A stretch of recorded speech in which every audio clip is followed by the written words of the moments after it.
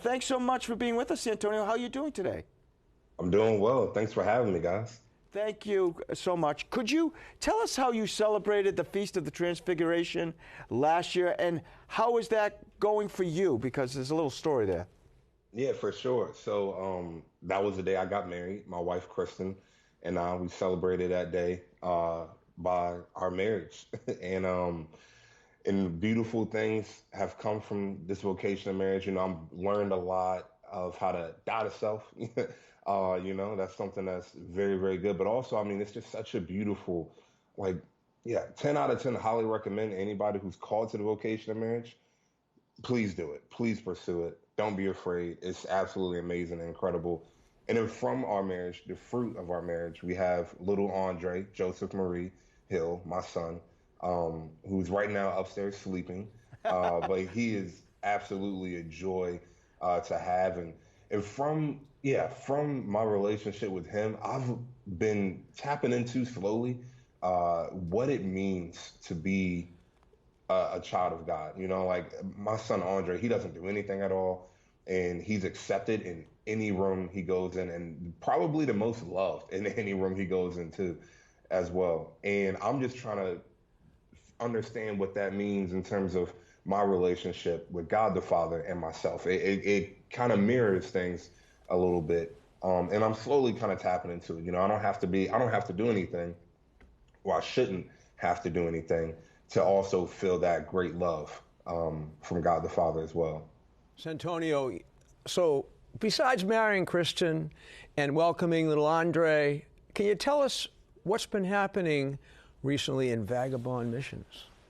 Yeah, so recently, this past vigil, Easter vigil, we've had 7 teens come into the church all throughout the country who work with the Vagabond. And that's amazing because we walk with probably, a couple of hundred kids at a time. And it's slowly chipping away when we do this evangelization, slowly introducing the gospel to these teens and continuing to just like be in their lives. And so to be able to have 7 teens come into the church this past year was absolutely amazing. There's also a great story of this kid.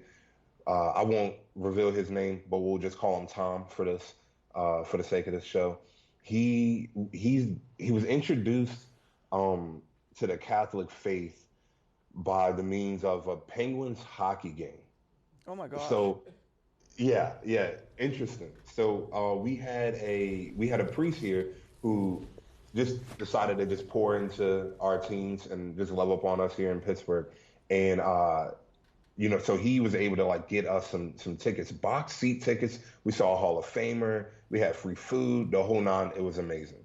But beforehand, we just wanted to give God praise and thanks, and so we went to his chapel. He had a little chapel in his rectory, and this kid Tom, at the end of our time, just like praying and praising God, and none of the kids that we work with are not Catholic, and so this teen Tom, he was looking at the tabernacle and he said, something's inside there and something's alive in there. Wow. And this kid just had such an innate, just like spiritual maturity about him. And Father Chris, he's a priest who gave us these tickets. He said, well, Jesus is inside there. Would you like to look at him and say hi? Would you like to visit? And so for the next like 10 minutes, they just knelt down in adoration, just praising Jesus Christ.